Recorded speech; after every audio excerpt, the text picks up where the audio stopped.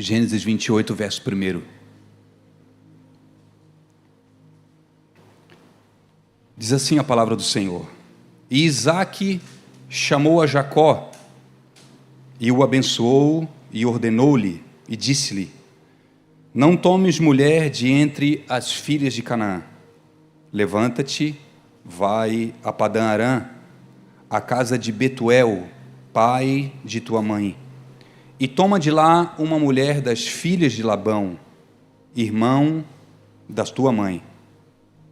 E o Deus Todo-Poderoso te abençoe e te faça frutificar, e te multiplique para que sejas uma multidão de povos. E te dê a bênção de Abraão, a ti e a tua descendência contigo, para que em herança possuas a terra de tuas peregrinações, que Deus deu a Abraão. Assim despediu Isaque a Jacó, o qual se foi a Padã-Arã, à casa de Labão, filho de Betuel, o arameu, irmão de Rebeca, mãe de Jacó e de Esaú. Feche os teus olhos, em nome de Jesus.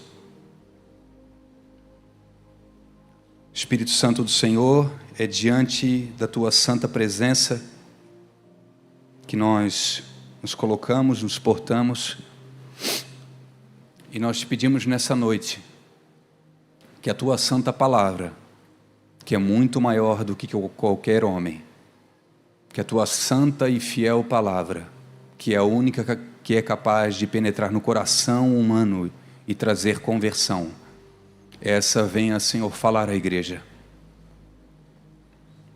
Vem com a tua presença nesse lugar, Espírito Santo. As pessoas estão muito importantes, a estrutura, Senhor, é importante, mas é fundamental a tua presença no culto, e nós não abrimos mão dela. Que o Senhor nos convença nessa noite, através do teu Espírito, essa é a nossa oração. Em nome de Jesus, amém. Quando Deus, Ele faz uma aliança com Abraão, Ele não faz somente um compromisso, mas Deus estabelece promessas sobre esse homem. E talvez uma das principais promessas que Ele faz a Abraão é que ele seria uma grande nação. Nós somos oriundos de Cristo e Cristo de Abraão. Abraão, ele creu, e a sua crença foi capaz de justificá-lo. Houve uma justificação antes da cruz. Porque a única coisa capaz de justificar você do pecado é crença e arrependimento naquilo que Jesus fez na cruz do Calvário. As tuas ações não são capazes, as tuas entregas não são capazes de te justificar. O apóstolo Paulo fala que a Abraão, naquela época, foi pregado o Evangelho.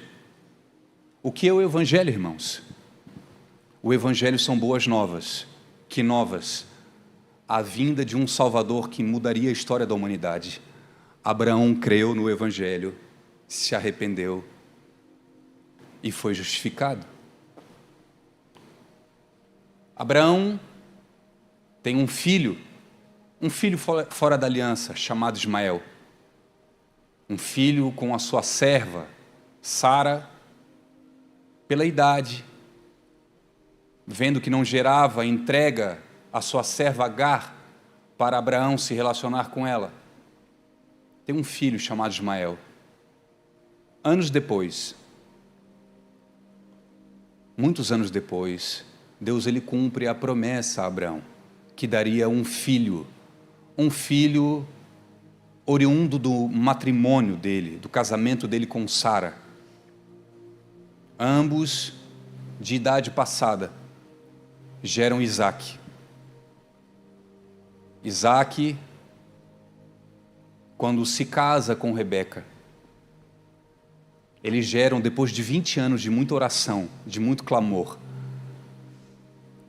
pela esterilidade de Rebeca, eles têm 2 filhos, que no ventre lutavam Rebeca não entendia nada porque havia um rebuliço dentro dela. Eu não sei se você já passou por alguns rebuliços, irmãos, dentro de você. Você olha internamente e parece que tem duas nações brigando. É a aliança, o prometido, o novo homem, aquele que Deus prometeu, que tem um vínculo, mas aquele que foge, aquele que tinha tudo pela força do braço, pelo sangue, receber a primogenitura, mas esse Deus não tem compromisso com ele. Você olha para dentro de si e parece que, como o apóstolo Paulo diz, que o bem que você quer fazer você não faz, mas o mal que habita dentro de você, esse às vezes acaba te possuindo, te envolvendo, e você acaba caindo nesses laços, porque existem duas nações dentro de você. Rebeca tem um filho, dois filhos, Esaú e Jacó. A Bíblia fala que Deus, ele escolheu Jacó. A primogenitura pertencia a Esaú, mas a escolha de Deus não foi por sangue. Foi pelo propósito dele. Deus escolhe Jacó. Jacó, irmãos, é o terceiro patriarca. E a Bíblia, ela apresenta uma grande tipologia em Abraão, Isaque e Jacó. Abraão representando o pai, o começo da aliança, aquele que entrega o seu único filho para morrer, mesmo tendo Ismael, mas nesse exato momento, no Monte Moriá, Ismael já tinha saído de casa. Abraão, ele pega o seu único filho e entrega para sacrifício. Isaque é uma outra tipologia, é o filho que carrega o madeiro nas costas. Quando os servos de Abraão se despedem a caminho do Moriá e fica somente Abraão e Isaque, Isaque pega o madeiro e põe nas costas e vai em direção ao sacrifício. Representa algo. Jacó, por si só, irmãos, é outra tipologia. Alguém que não merecia, alguém que tem atitudes erradas, alguém que tem um caráter duvidoso, alguém que errou com o irmão, errou com o pai, errou com pessoas. Não sei se você se identifica. Abraão representando o pai, Isaque representando o filho e Jacó representando a igreja. A igreja na qual que não merecia, porque o destino, Jesus Cristo, veio para outros. Eu não vou citar o nome. Mas o projeto estava na igreja. Não estava na linha de sangue.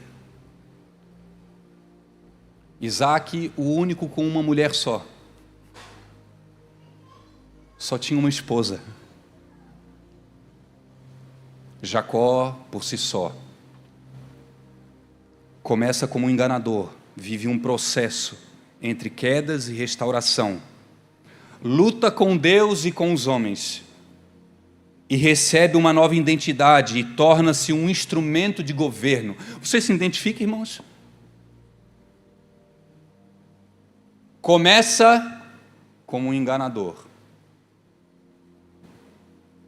O apóstolo Paulo, a sua carta aos Romanos, capítulo 5, verso 8, diz: porque Deus prova o seu amor por nós, entregando o seu Filho, sendo nós ainda pecadores. Jesus não te escolheu porque você é a última bolacha do pacote ou você é maravilhoso. Ele escolheu justamente porque você é Jacó, irmãos.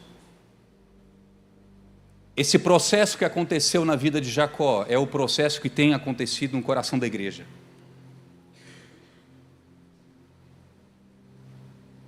Um homem torto, um homem muitas vezes com palavras e atitudes erradas, mas que se submete a um processo, que passa por um processo de lapidação contínua e dolorosa.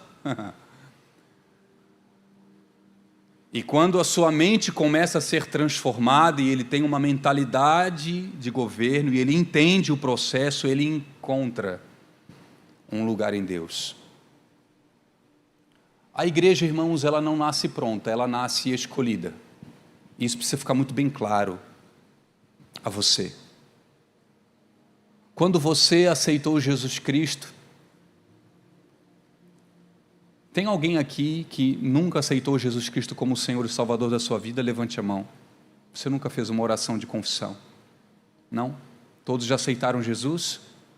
Todos têm Jesus como seu Senhor e Salvador? Quando você aceitou Jesus Cristo e entregou a sua vida, você não foi automaticamente transformado ao caráter de Cristo. Você está num processo de santificação que a Bíblia chama. Você está sendo transformado de glória em glória. O que é de glória em glória, irmãos? A glória, ela pega aquilo que é precioso dentro de você e põe para fora, mas destrói aquilo que não presta. Você é transformado de glória em glória. Aquilo que é dele vem para fora, mas aquilo que é seu morre. Você aceitou a Cristo e você está num processo.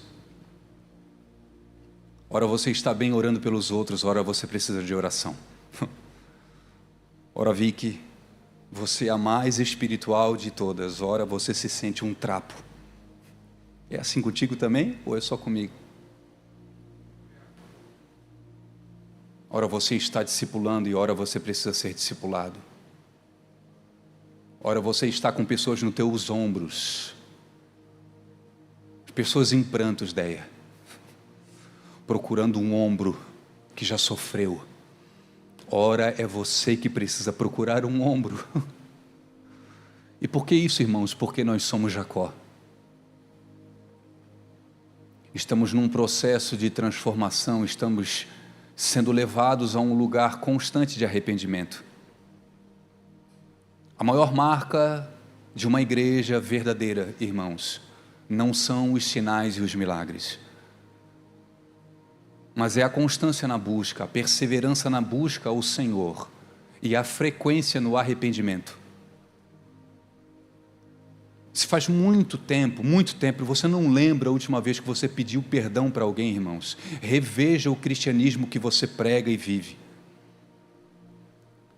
Porque um cristianismo que não te confronta e muda o teu interior não é o evangelho de Jesus, pode ser qualquer outro. O evangelho de Jesus Cristo é: venha como estás, mas tu não vais permanecer, meu filho, desse jeito. A igreja está de portas abertas para todos, mas nós não vamos tolerar pecado. E se o pecado estiver em nós, nós seremos os primeiros a nos arrepender.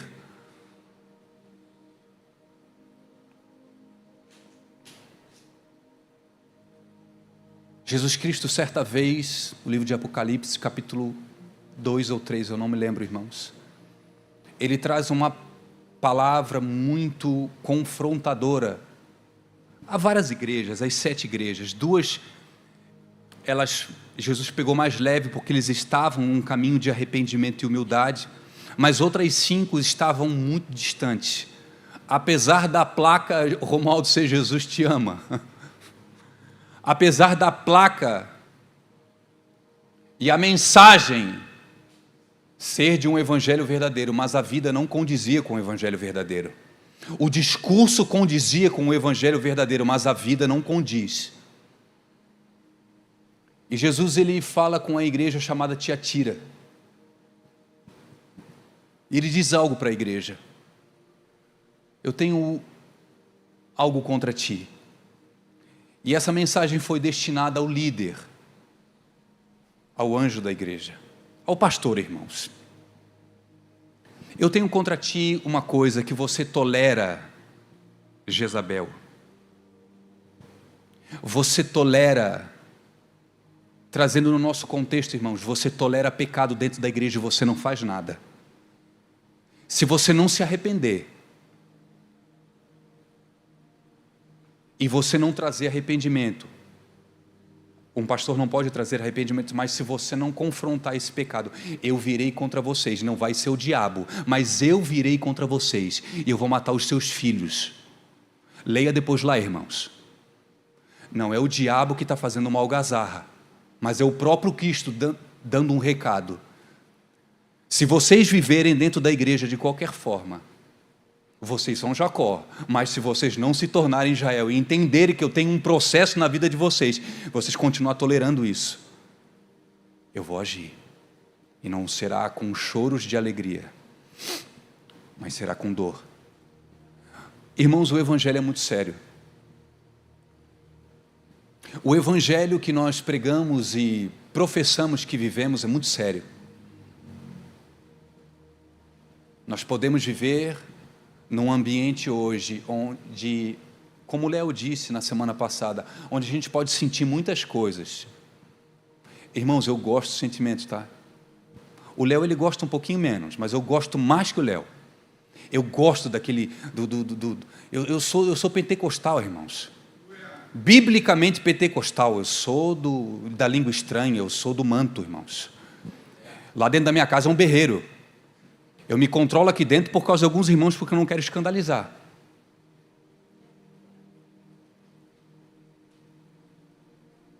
Mas se os nossos movimentos religiosos, eles ficarem no âmbito do sentimento, irmãos, e nós não confrontarmos diretamente aquilo que precisa ser confrontado, nós não alinharmos o nosso coração àquilo que Deus está falando. Hoje nós somos movidos por uma palavra, eu preciso ouvir algo novo. Sabe por que você não ouve algo novo, irmãos? Porque Deus já disse há meses atrás, anos atrás, e você não obedeceu, e você está esperando algo novo. Deus não vai te entregar algo novo enquanto você não obedecer aquilo que Ele já falou lá atrás. E você está esperando uma novidade, você está esperando uma atmosfera ser criada, sendo que a atmosfera precisa ser criada primeiramente dentro de ti.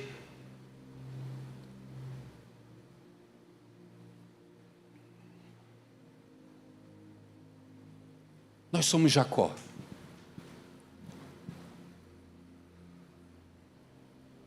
Olha para o irmão que está do seu lado, eu não faço muito isso, mas olha para ele e fala assim, você é Jacó.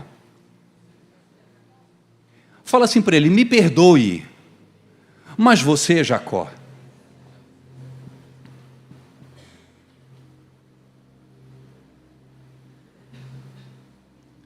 Jacó, ele começa a se mostrar desde o nascimento.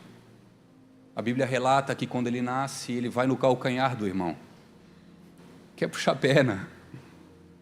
Graças a Deus não existe isso no nosso meio hoje.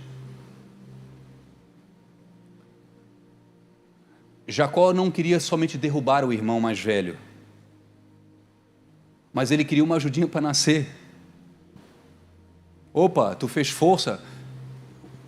O André está lá atrás. O André é um médico.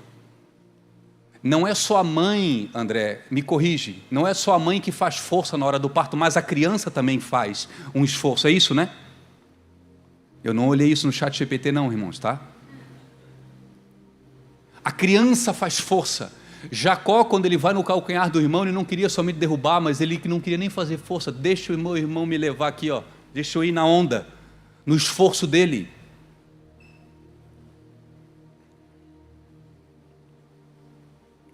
Jacó é do hebraico Yaakov, vem da raiz Kov, que se chama torto, derivado de uma palavra Akev, que significa calcanhar, ou seja, o significado do nome Jacó é torto.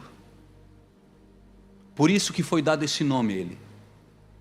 Com certeza lá em Sabará vocês cantavam muito essa música da Aline Barros. Não sei se os irmãos lembram.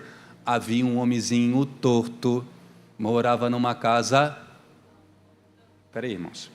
Havia um homenzinho torto, morava numa casa torta, caminho torto, sua vida era torta. Um dia um homenzinho torto encontrou, e tudo que era torto, Jesus endireitou. Irmãos, somos nós.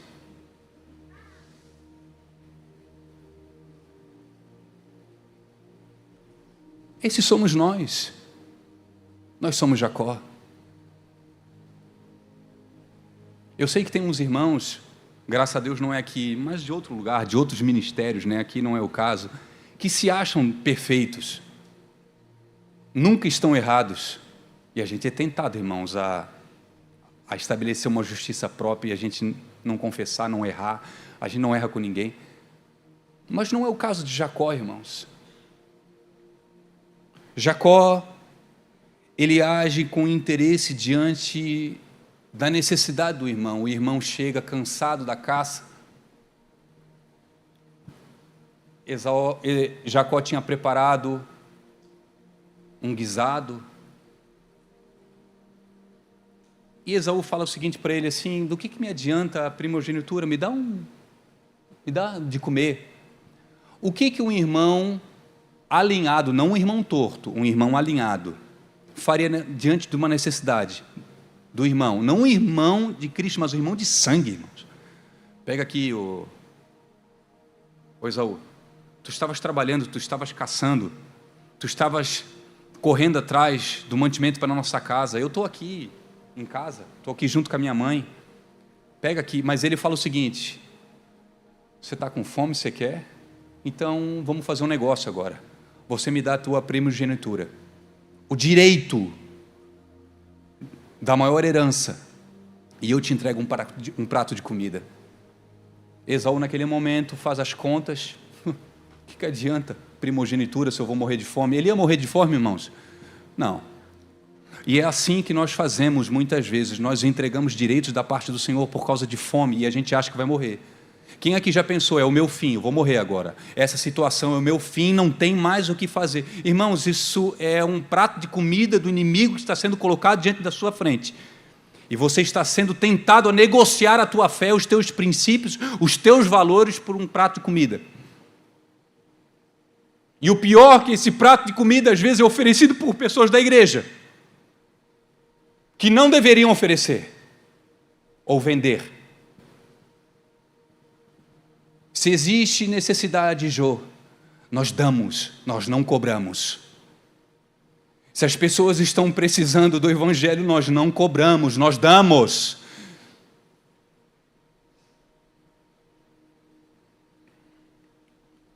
Jacó, ele age em contrapassa com o irmão.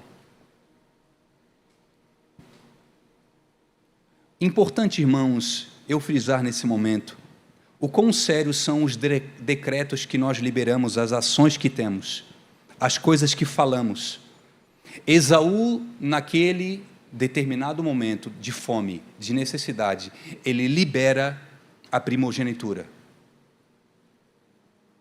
Por mais que houvesse um plano de Deus, de escolha de Deus de Jacó, as ações de Esaú liberam ele naquele momento. Para você entender, irmãos, Esaú, ele vendeu a sua primogenitura. Jacó, ele recebeu a primogenitura não somente por causa do plano, mas por causa da concessão de Esaú. Existem concessões que nós damos em vida, palavras que nós falamos: eu nunca vou dar certo, porque a minha família era assim, eu sou assim também, porque eu não vou dar. Irmão, são decretos que você está liberando sobre a tua vida. Era como se Deus olhasse para você assim: meu filho, se até você está falando isso que não vai acontecer na tua vida. As nossas palavras, irmãos, não que elas tenham um poder místico sobre aquilo que vai acontecer, mas são profecias, de certa forma, são palavras que nós liberamos. Quando você começa a falar que o teu filho não vai dar em nada, que o teu filho não presta, que ele nunca vai chegar em lugar nenhum. O que acontece geralmente com essas crianças, com esses jovens quando chegam na idade adulta? Eles vão tentar ser alguma coisa para provar para o pai que uma vida toda, para a mãe que uma vida toda liberou palavras sobre eles. Não tem a ver com conquistar, com crescer, com fazer o nome do Senhor conhecido. Eu preciso provar, porque uma vida toda foi liberado um decreto sobre a minha vida. Por isso, um conselho que eu te dou: você comece a liberar palavras de bênção sobre a tua casa. Comece a liberar palavras de bênção sobre os teus filhos. Mas Dani, tu não sabe como é que está lá em casa. Assim, irmãos, não se baseie pelos ossos secos, mas libere uma palavra baseada no que o Espírito está colocando no teu coração. Hoje eu estou em lágrimas, amanhã eu vou dar risada. Hoje está difícil, amanhã o Senhor vai fazer algo grandioso.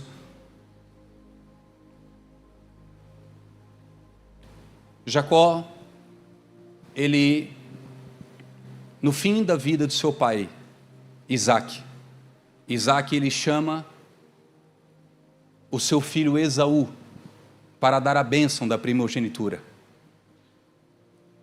Eu não sei se você já reparou, irmãos, principalmente nos patriarcas, você não vê em nenhum momento os patriarcas orando. A Bíblia não escreve eles orando pelos filhos. Eles liberam palavras.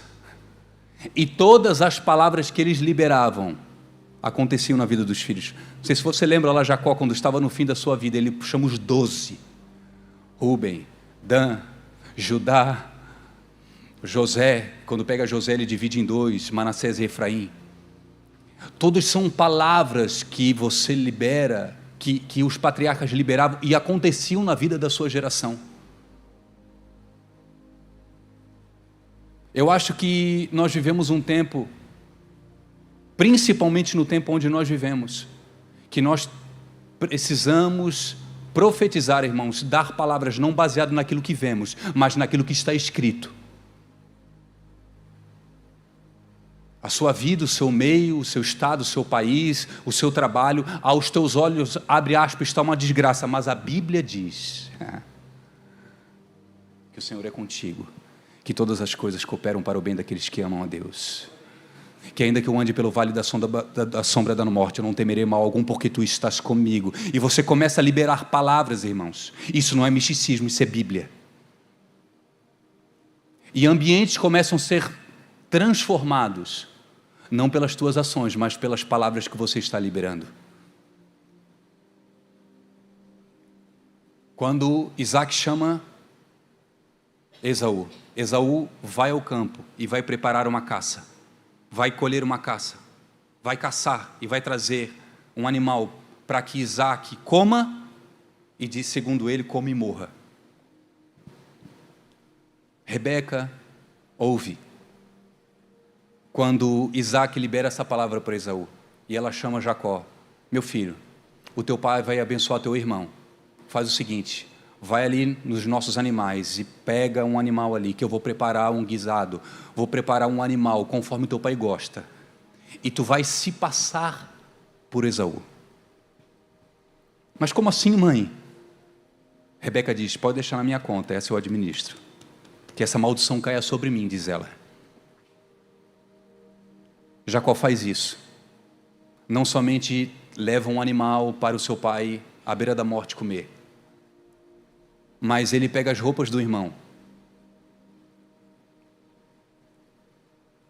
vestes peludas que tinham o cheiro do campo, e quando ele chega diante do seu pai Isaac, Isaac faz uma pergunta: meu filho,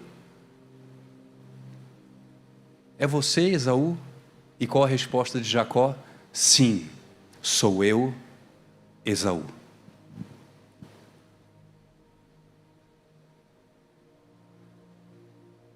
Eu não sei se você, em determinado momento da sua vida, você já se passou por outra pessoa. Dani, graças a Deus eu nunca mudei o meu nome, graças a Deus eu nunca falei coisas diferentes, mas eu estou falando, irmãos, diante de pessoas. Você odeia, mas diante das pessoas você faz cara de paisagem, e você não é capaz de conversar, de confrontar, de abrir o coração. Jerônimo, eu já falei isso, irmãos, Jerônimo, ele trouxe uma palavra ano passado, que talvez no ano de 2025 foram uma das palavras que mais me edificaram. Conversas difíceis, relacionamentos saudáveis.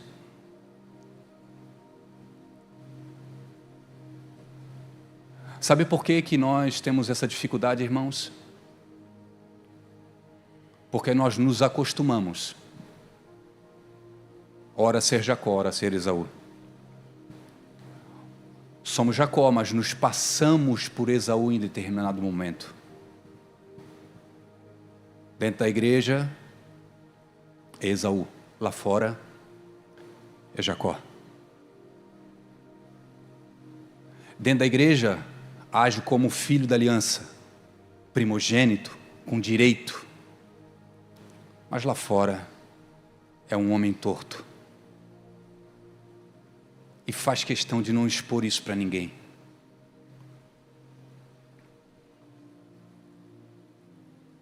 Jacó é esse homem que está num processo aonde o seu interior não é oculto mais a algumas pessoas.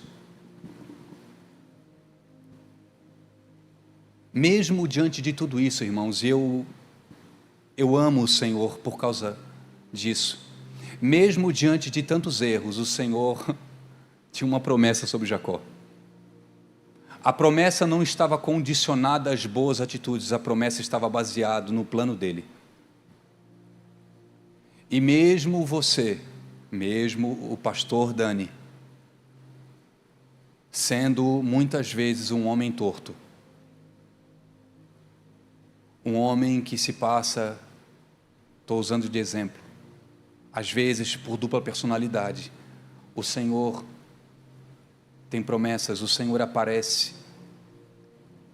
Deus aparece a Jacó e ele tem um sonho. Ele pega uma pedra em Betel e ele deita a sua cabeça sobre aquela pedra, e aquela pedra era uma tipologia de Cristo. E ele tem um sonho, e ele vê anjos subindo e descendo, e o Senhor estava num alto trono. No decorrer da sua trajetória, Deus fala, Deus traz palavras ao coração de Jacó, mesmo aquele homem ainda não ter tido um encontro real com Deus, que eu vou te explicar depois no final, que não era com Deus, era com Deus.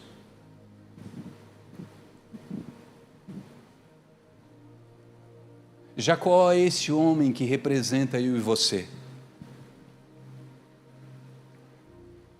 Jacó é esse homem que mesmo diante de tantos erros tem promessas. E eu reforço isso, irmãos, existem promessas sobre a tua vida. Sabe por que existem promessas sobre a tua vida? Existe um propósito na tua vida, porque você está vivo. Em determinado momento você vai ser tentado a fugir dessas promessas. Você deixar por causa de cansaço, por causa de problemas, por causa de diferenças. Mas aquele que permanece diante do Senhor, num processo, ele pode se tornar alguém. Diante da situação, quando Esaú, ele descobre, vocês estão comigo aqui, irmãos? Esaú descobre o que Jacó tinha feito, abre aspas, roubado a primogenitura dele, a bênção do pai. Irmãos, depois que Isaac liberou a bênção, ele não pode voltar atrás. O peso das palavras, irmãos. Ele liberou, ele abençoou Jacó, agora eu não posso anular aquilo que eu proferi a respeito do meu filho. Não, deixa eu anular aqui, deixa eu dar um delete, e deixa eu pegar aquilo que eu falei para Jacó, e agora eu vou dizer para Esaú. Não! Palavras, irmãos, são liberadas, são decretos. O teu irmão pode te perdoar, irmãos, mas muitas vezes as palavras que você proferiu formaram cicatrizes dentro dele, formou um conceito no coração do teu irmão a respeito de você, e às vezes leva anos para mudar isso. E por quê, irmãos? Porque você liberou decretos, palavras. Isaac abençoa o filho Jacó. Quando Esaú descobre, ele projeta no seu coração, Romo, matar Jacó. Isaac sabe, Rebeca sabe. Então o que eles falam para Jacó? Nós lemos no capítulo 28, iniciamos. Você vai agora para Padã Arã, sai daqui, e vai para a casa de Labão. quem manda Jacó ir para lá é o pai.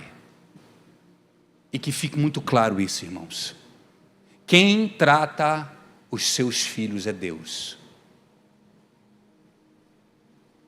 Por mais que o erro de Jacó diante do pai, diante do irmão, tenha o levado para esse lugar, foi o pai que mandou. O que é a casa de Labão, irmãos? Casa de Labão é muito mais que uma geografia. Casa de Labão é um estado espiritual, irmãos. Em outros contextos bíblicos, nós podemos dizer que casa de Labão é comparado a um deserto, aonde se faz muito, se produz pouco, aonde se sofre muito. Casa de Labão é um lugar que você é enviado pelo pai, mas os teus erros, muitas vezes, a tua natureza te leva para esse lugar. Sabe por que o Espírito, irmãos, conduz? O diabo não manda você para o deserto. O diabo, sabe o que ele quer fazer contigo? Ele quer te dar muito. O Espírito Santo de Deus, em determinados momentos da sua vida, ele vai te conduzir a alguns desertos. Por quê? Porque ele precisa arrancar algumas atitudes de Jacó aí dentro. A mentalidade precisa ser transformada. O nível de dependência que você e eu tínhamos em coisas, em pessoas, a segurança que nós tínhamos numa geografia se anula. Os nossos projetos são mudados, a nossa convicção é mudada, a nossa mente é mudada, a nossa perspectiva de vida é mudada. Aquilo que eu idealizava, que era o sonho da minha vida, na verdade, quando eu entro na casa de Labão, eu percebo que não é bem assim.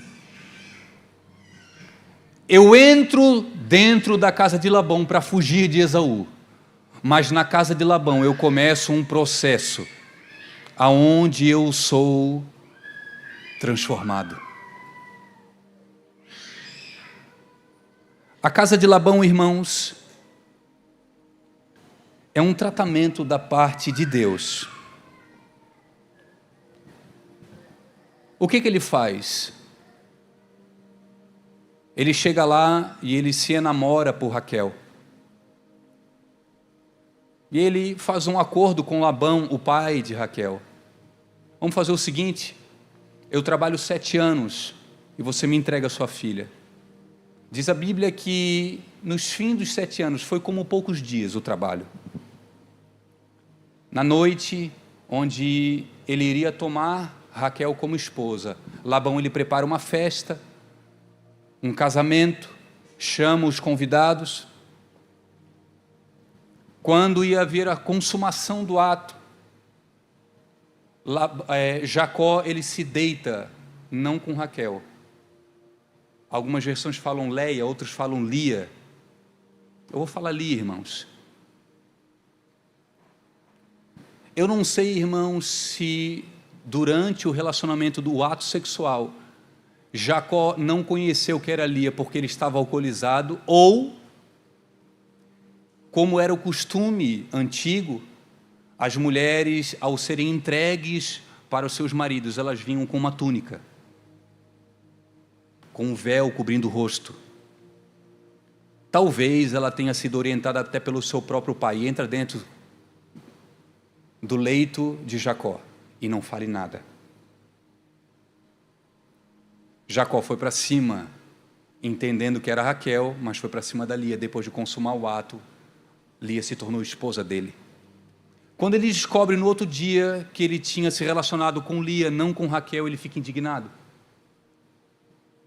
Labão, então, trazendo uma escola para o enganador Jacó.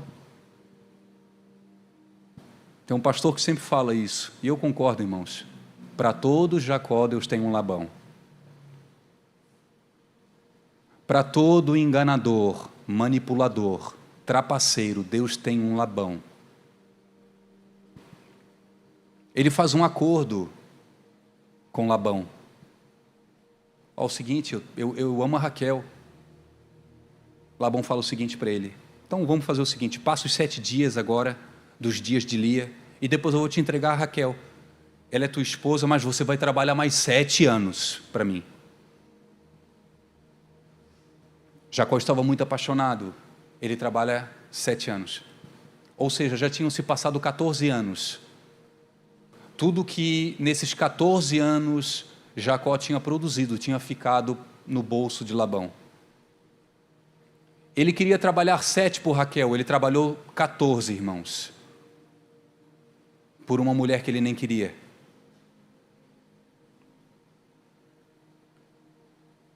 Da mesma forma que Jacó estava acostumado a enganar, trapacear, Labão faz com ele, mudando seu salário 10 vezes, usando ele como um empregado, apesar de Labão ser abençoado por intermédio de Jacó.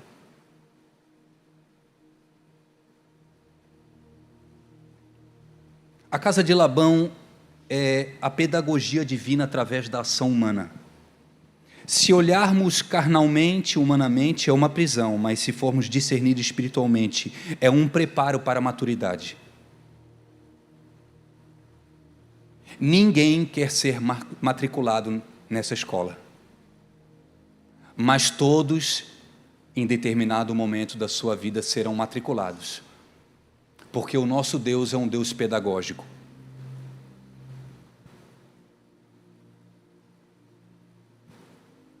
O problema é que quando nós não somos ensinados nesse quesito, que Deus ele trabalha nos seus filhos, Deus forja e Deus molda os seus filhos, quando nós passamos por dores e dificuldades na vida, nós atribuímos isso a uma ação maligna.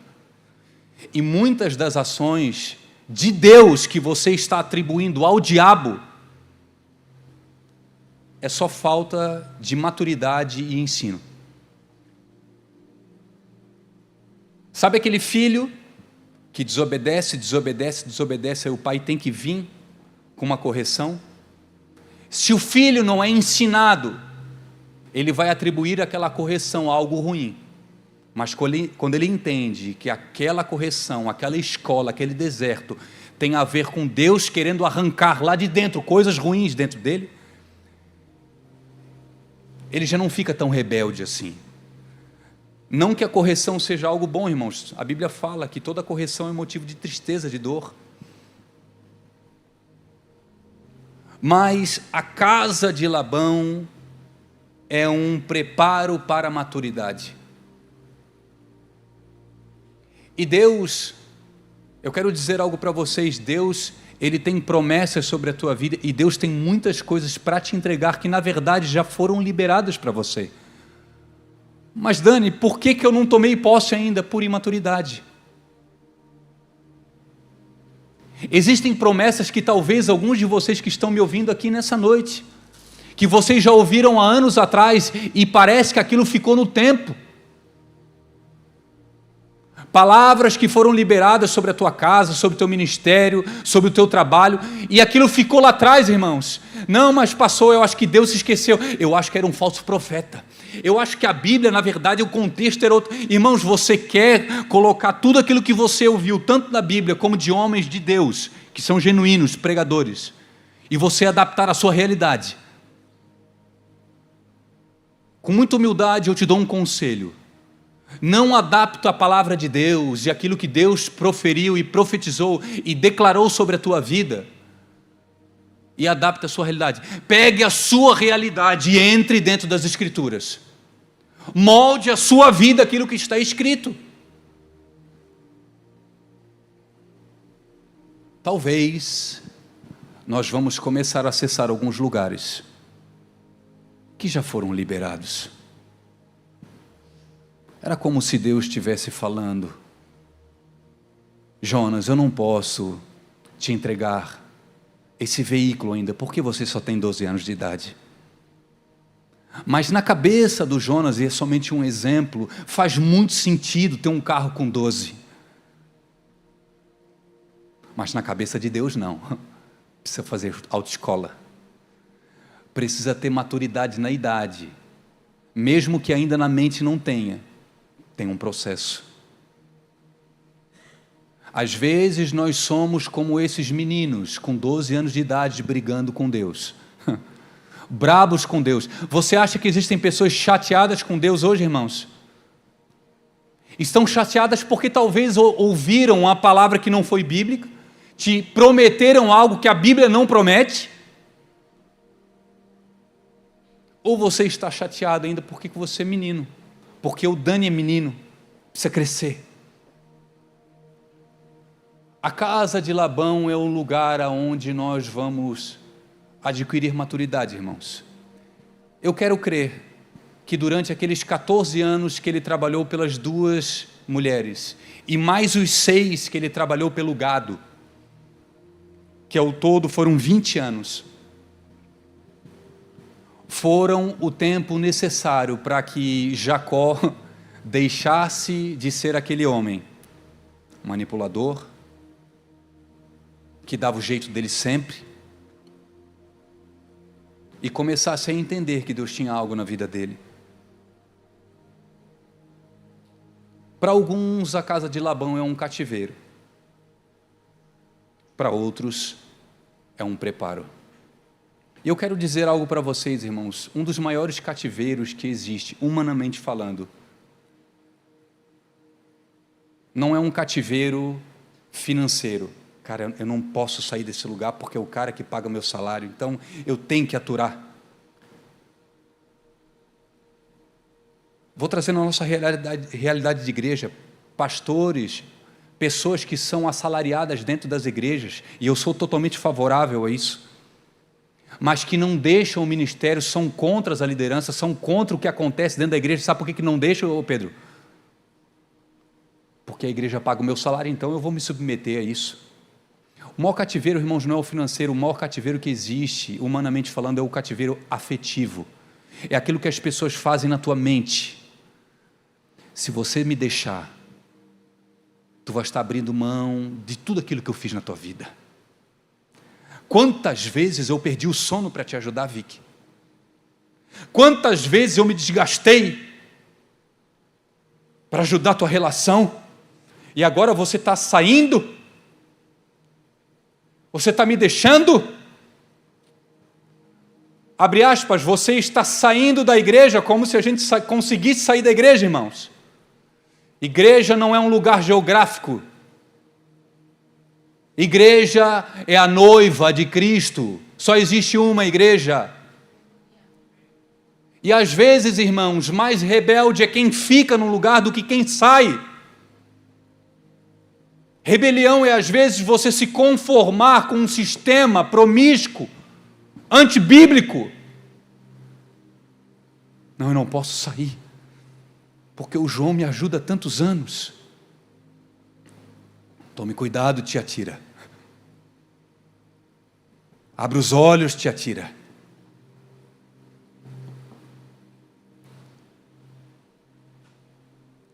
Existem muitos homens e mulheres sendo Labão na vida de Jacó. E por mais que tudo esteja no controle de Deus, ai daqueles que estão usurpando a igreja. Eu vou repetir. Por mais que tudo esteja no controle de Deus, e Deus é o pai que envia Jacó, os Jacós, para a casa de Labão, vocês abram os olhos, Labão. Igreja brasileira, vocês abram os olhos, porque o juízo está vindo.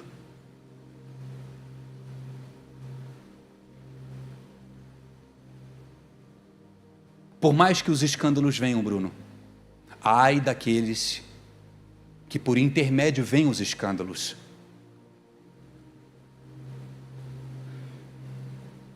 Faça um checklist, irmãos, na sua vida por completo, porque em determinado momento em que você vive, você vai sair às vezes da posição de Jacó e você vai ser tentado a ser Labão na vida de alguém. Usurpar porque ele já errou, então já que ele errou, eu vou fazer ele sofrer mais ainda. Ah, fez isso comigo? Então agora vai ver.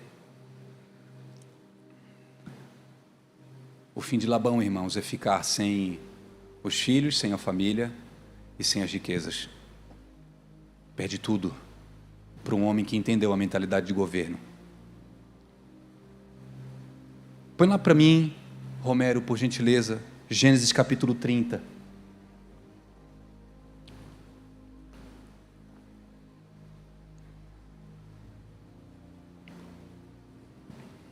Gênesis 30, verso 22. E lembrou-se Deus de Raquel, e Deus a ouviu e abriu a sua madre. E ela concebeu e deu à luz a um filho, e disse: tirou-me Deus a minha vergonha. E chamou o seu nome?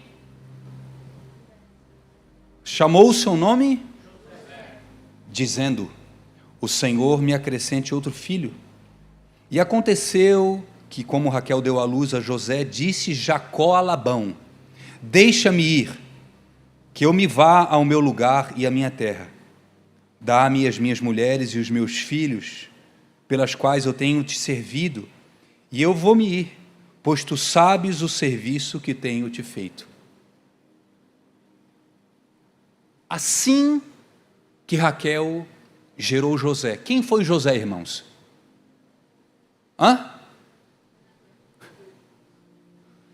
Vocês acham que é coincidência, irmãos? Justamente quando nasce José, Jacó entende: acabou. O que estava acontecendo ali, irmãos? Era um governador que tinha nascido ou um governador que tinha se formado dentro da mente de Jacó? Um administrador que tinha nascido ou um administrador que tinha se formado dentro dele? Um homem justo que tinha nascido ou uma justiça que tinha pego ele por dentro, por um intermédio de uma escola chamada Casa de Labão? Entra um homem torto, sai um homem com mente de governo. Justamente quando nasce José, é o tempo de Jacó sair da casa de Labão. Sabe por que muitos de nós ainda permanecem em desertos e em casa de Labão? Porque José ainda não veio para fora. Deus está esperando José nascer de dentro de você. Um homem e uma mulher com uma mentalidade diferente. Deus está esperando um governo nascer aí dentro de você. Porque essa foi a promessa, Léo. De ti farei muitos povos.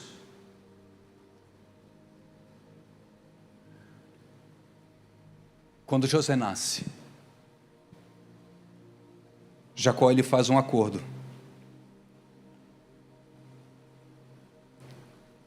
Labão, me libera. Deixa eu ir. Deixa eu sair daqui, deixa eu voltar para minha casa. Deixa eu pegar meus filhos e ir embora.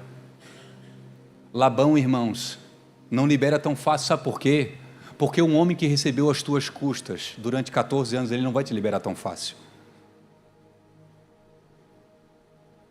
Não é fácil sair do domínio de manipuladores. Sabe por quê? Porque durante muito tempo, eles te tiveram no controle. Não é fácil você sair de um sistema aonde você simplesmente é um servo. É muito difícil, irmãos, você sair.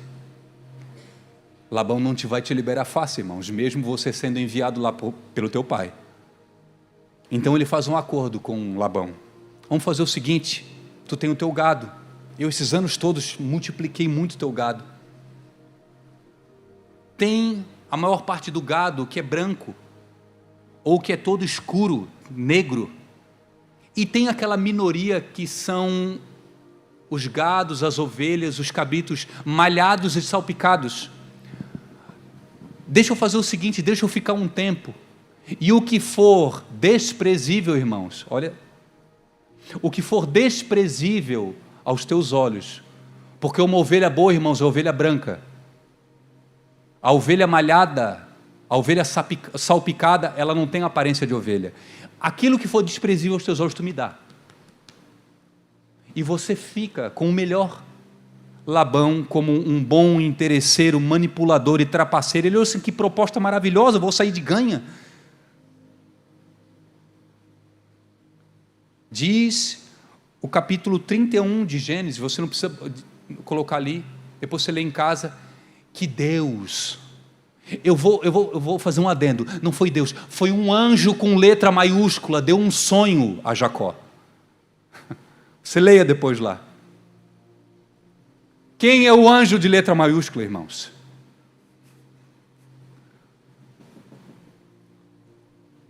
Deu esse sonho. Faça o seguinte, Jacó, você pega uma vara de amendoeira e você coloca um risco branco nessa vara, e todas as vezes que as ovelhas chegarem lá na frente, e quando elas forem reproduzir, tiver naquele período ali, você coloca na frente da vara, baseado naquilo que elas estão vendo, elas vão reproduzir. Então todas as vezes que elas iam para a reprodução, elas viam aquele salpicado, aquele malhado ali, elas multiplicavam de forma malhada e salpicada. O gado de Labão começou a diminuir, o gado de Jacó começou a aumentar, mas ele não estava fazendo trapaça, irmãos. Ele estava baseado numa direção de Deus. Agora não era mais o jeito dele, não era mais o jeito de Jacó de ser, mas agora ele ouviu algo da parte de Deus. Ele começa a ser abençoado da forma que ele nunca foi abençoado antes. E sabe, irmãos, isso tem um sentido muito forte, porque as ovelhas de Jacó são as desprezadas, são as desfavorecidas. Sabe aquele povo, Jô, da caverna de Adulão, que chega diante de Davi, que a Bíblia rotula eles como endividados, desgostosos? Muitas vezes é esse povo que o Senhor tem para você. Você está querendo ovelha branca e Deus está te entregando assim, ó, aquilo que você estabeleceu como algo, o padrão humano, eu vou fazer totalmente ao contrário.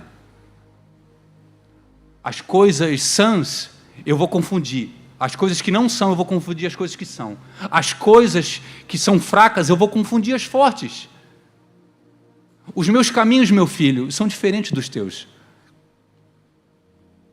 E Jacó, ele sai naquele momento, irmãos, rico, com uma mentalidade diferente.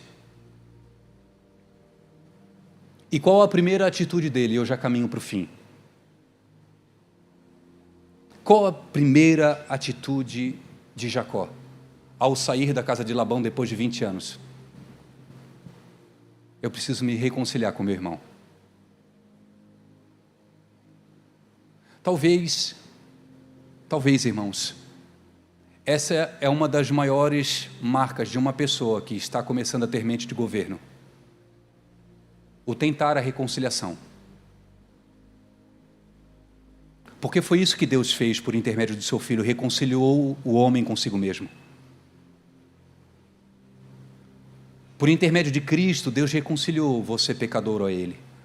Ele tinha que fazer algo. Um homem que é forjado, que é lapidado, que passa por uma escola muito difícil. Ele quer consertar, Bruno, as coisas do passado. Ele não coloca pano quente naquilo que aconteceu lá atrás. Não. Vamos levantar isso aqui. Vamos botar tudo para lá e vamos tentar consertar. Tem coisas que não vai ser possível, Jonas, mas no que depender de você, você vai. Então Jacó, ele manda servos e chamar Esaú, onde ele estava. Deus havia dado uma palavra para Jacó, que ele retornaria à sua casa, que ele seria abençoado, que ele seria riquíssimo, e que dele uma nação viria. Então ele sai com essa palavra, mas quando os servos chegam diante de Esaú e voltam para Jacó, falando, a gente falou com Esaú, só que ele não está vindo sozinho, ele está vindo com 400 homens. Ou seja, aquela palavra que ele tinha recebido da parte de Deus já não começa a fazer tanto sentido, porque os sentimentos lutam dentro dele. Eu tenho uma palavra que diz uma coisa, mas os sentimentos estão gritando de outra forma. Eu tenho uma palavra que Deus me abençoaria, que Deus me faria grande, que eu seria uma grande nação, mas o meu irmão está vindo para matar eu e toda a minha família. Que Deus é esse que me tira da casa de Labão para me matar? Que Deus é esse que nos tira do Egito para nos matar no deserto? Que Deus é esse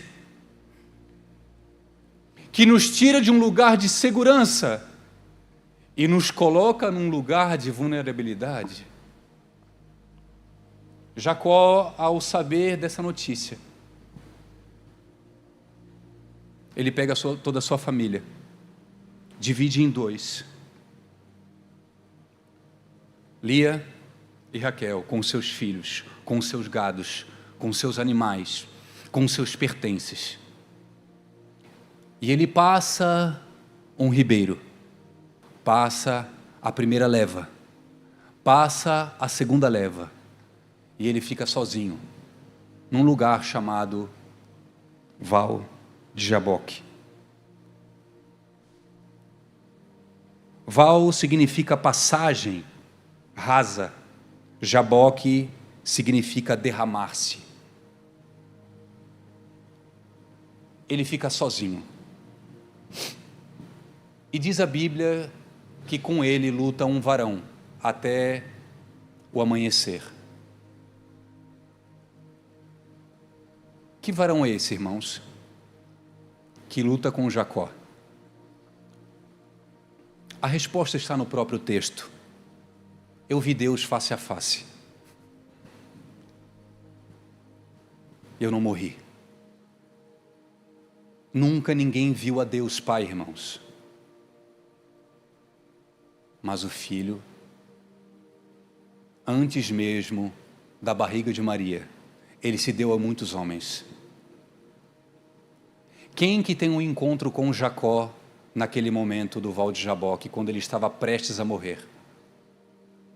O Filho encarnado. Gênesis capítulo 35. Depois ele recebe uma orientação, Jacó recebe uma orientação da parte do pai: levanta um altar ao Deus que te guiou na saída da casa do teu pai até aqui. Que Deus é esse, irmãos? Quem que a Bíblia intitula Deus a não ser o Filho? E ele tem um encontro com esse homem. E ele luta com Deus e prevalece. Eu quero te fazer uma pergunta, irmãos: quem que luta com Deus e ganha? Quem é capaz de ganhar de Deus? Mas é isso que está escrito. Você lutou com Deus e com os homens e tu prevaleceu. Que homens que Jacó tinha lutado? Ele nunca tinha levantado a espada para ninguém, Romualdo. Quando que ele lutou com Deus e ganhou de Deus? Que heresia é essa que o próprio Jesus falou naquele momento, irmão? Sabe quando você ganha de Deus? E a resposta é a seguinte: quando você perde para você mesmo. Quer ganhar? Perca. Quer crescer? Diminua. Jacó, ele luta com Deus e com os homens. Quem são os homens que ele lutou? Ele lutou na casa de Labão com ele mesmo, se humilhando, ouvindo coisas que ele não gostava. Se talvez fosse em outra época, ele já tinha abandonado faz tempo, mas ele foi trabalhado por Deus. Aquela escola fez ele não ser mais um esquentadinho. Aquela escola fez ele não ser mais aquele, sabe, falou isso para mim, vai ouvir. Não, irmãos, depois que você passa pela escola de Labão, você ouve coisas e você fica quieto. Depois que você passa pela escola de Labão, a sua mente para de ser uma mente usurpadora e de interesse próprio. Agora você pensa nos outros, você pensa no governo, você pensa em perdão, você pensa em reconciliação. Jacó ali tem um encontro naquele momento, em meio àquele lugar difícil, talvez a situação mais difícil da vida dele. Ele tem um encontro com Cristo, com Jesus. Talvez você, irmãos, que está aqui me ouvindo, você esteja passando por um momento aonde você pensa, é o fim. Eu já ouvi muita palavra de Deus, eu já recebi profecia, eu já passei por uma escola, eu já fui esmagado pelo Senhor tantas vezes e parece que o negócio não vai para frente. Parece que eu estou sozinho. Eu quero te dizer que talvez nos principais momentos onde você se sente sozinho, é onde mais Deus está do seu lado.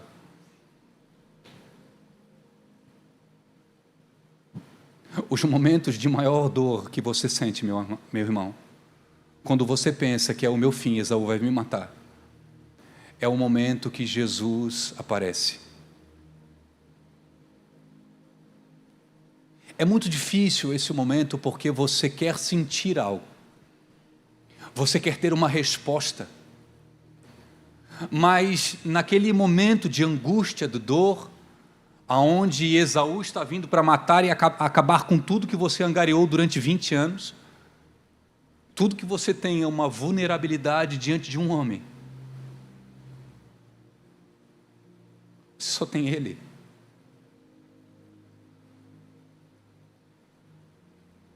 E você vai ser tentado a ser como Jacó naquele momento. Fala assim: Deus me abençoa. Deus, muda a situação, por favor. Faz aparecer o dinheiro. Manda aquela pessoa para salvar a empresa. Senhor Jesus, por favor, eu preciso de uma resposta. Eu preciso de um milagre, eu preciso ver um anjo batendo asa, por favor, fala comigo. E eu falo para você, irmãos, não vai aparecer anjo, pode aparecer, irmãos, mas não vai aparecer anjo. O que Jesus vai fazer naquele momento, naquele exato momento que você estiver sozinho com Ele, Ele vai tocar na tua coxa, e você nunca mais vai andar da mesma forma. Nunca mais. As pessoas que te vinham caminhando agora, depois desse encontro com Cristo, eles não tem alguma coisa diferente. Antes ele andava, agora ele está mancando, ele andava tão empinado, era o nariz para cima, agora parece que ele anda encurvado. O que é que aconteceu?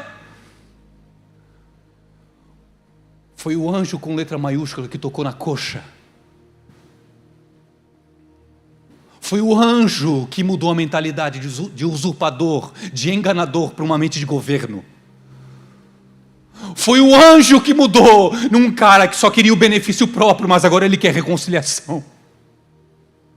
Ele não está mais interessado em bênçãos, ele não está mais interessado na primogenitura, ele só quer o perdão.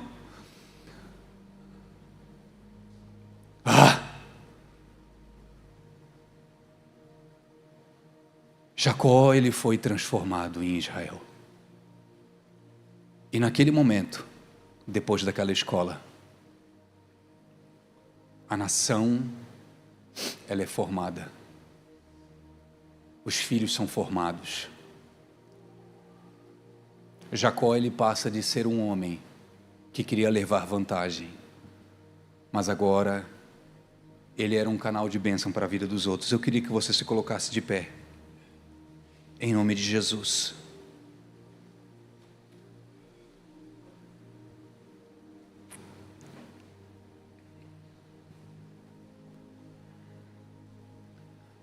Eu falei que eu não ia botar o texto, mas eu acho importante, irmãos, vocês lerem isso. Gênesis 35, verso 1, Romero. Depois disse Deus a Jacó, depois de todo esse processo, irmãos, ele já tinha encontrado o varão, o anjo com letra maiúscula no Val de Jaboque, ele já tinha saído, já tinha retornado da sua casa. Gênesis 35, verso 1. Depois disse Deus a Jacó: levanta-te, sobe a Betel e habita ali, e faze ali um altar ao Deus que te apareceu, quando fugiste diante da face de Esaú teu irmão. Então disse Jacó à sua família e a todos os que com ele estavam: tirai os deuses estranhos. Vamos fazer uma limpa aqui, gente, porque agora eu encontrei Jesus, e aonde ele está, ele não coabita mais com deuses estranhos, não tem mais pecado, vamos limpar. Tirai os deuses estranhos que há no meio de vós e purificai-vos e mudai as vossas vestes. Verso 3. E levantamo-nos e subamos a Betel, e ali farei um altar ao Deus que me respondeu no dia da minha angústia, e que foi comigo no caminho que tenho andado. Quem que estava andando com ele em todo momento, irmãos? Quem que é o homem que anda sobre as tempestades? Você só está vendo tempestade, se você está vendo vento, se só está vendo nuvem, tem um breu na tua frente, você não consegue enxergar nada. Quem que está ali junto com você naquele momento? Quando você se sente sozinho, quando você se sente esquecido, Jesus, irmãos, é o mesmo ontem, hoje e eternamente. No seu coração não há sombra de variação, Ele é o mesmo ontem, hoje e eternamente. Ou seja, Ele é o mesmo desde o princípio.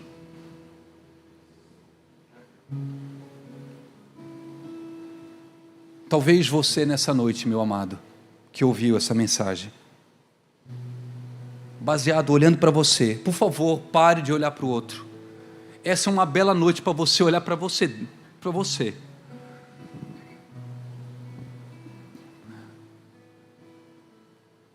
Faça um checklist dentro de você, meu amado. E que o Espírito Santo de Deus, através da sua presença, possa revelar você para você mesmo. E nessa noite eu queria orar, irmãos, pelos Jacós, que aos olhos de Deus são Israel, mas em determinado momento ainda existe coisas tortas. Talvez em algumas áreas você está sendo tentado, ou você está puxando o calcanhar de Esaú. Eu quero orar por você junto com os meus amigos, pastores. Quero orar junto com os diáconos.